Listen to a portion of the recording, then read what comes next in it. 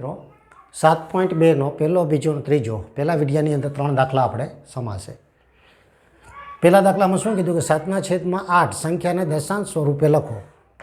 7/8 આપેલું છે એટલે કે 7/8 આપણે કરવાના છે।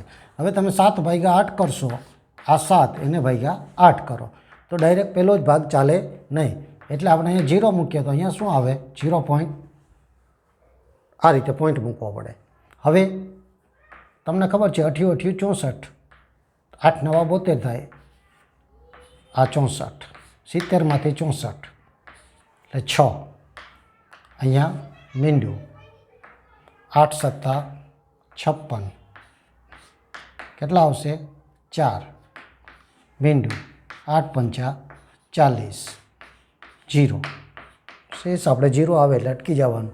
7/8 બરાબર એનું દશાંશ સ્વરૂપ શું થશે 0.875, આ એનું દશાંશ સ્વરૂપ। તમે આ રીતે સરળતાથી મિત્રો કરી શકો।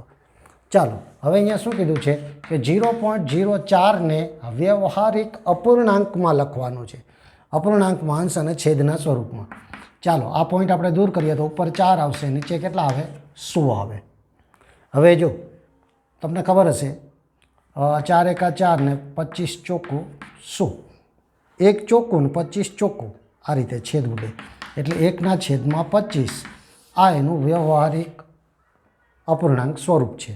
0.04 તમને પહેલા વિડીયોમાં પણ મેં સમજાવ્યું હતું કે 0.04 એટલે 1/25 ને એ ખ્યાલ ન હોય તો આ રીતે પણ તમે સરળતાથી કરી શકો। અહીંયા આપણને શું કીધું છે કે 19.01 છેદમાં 57.03 ને અતિ સંક્ષિપ્ત રૂપમાં એટલે આના છેદ ઉડાડવાના છે। હવે જોજો એકમમાં ઉઠશે 19 × 3 = 57 થાય, તમને ખબર હશે મિત્રો 19 × 1 = 19 અને 19 × 3 = 57, એ જ પ્રમાણે 0.1 0.1 એટલે 0.3 આવશે।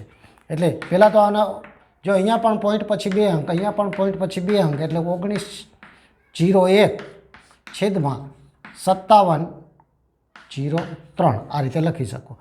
હવે તમે આનો 1901 અને 1901 આ રીતે ઉઠશે, કારણ કે 19 × 3 = 57, 1 × 3 = 3 એટલે 1/3 એનું સંક્ષિપ્ત રૂપ આ રીતે 1/3 આવે છે।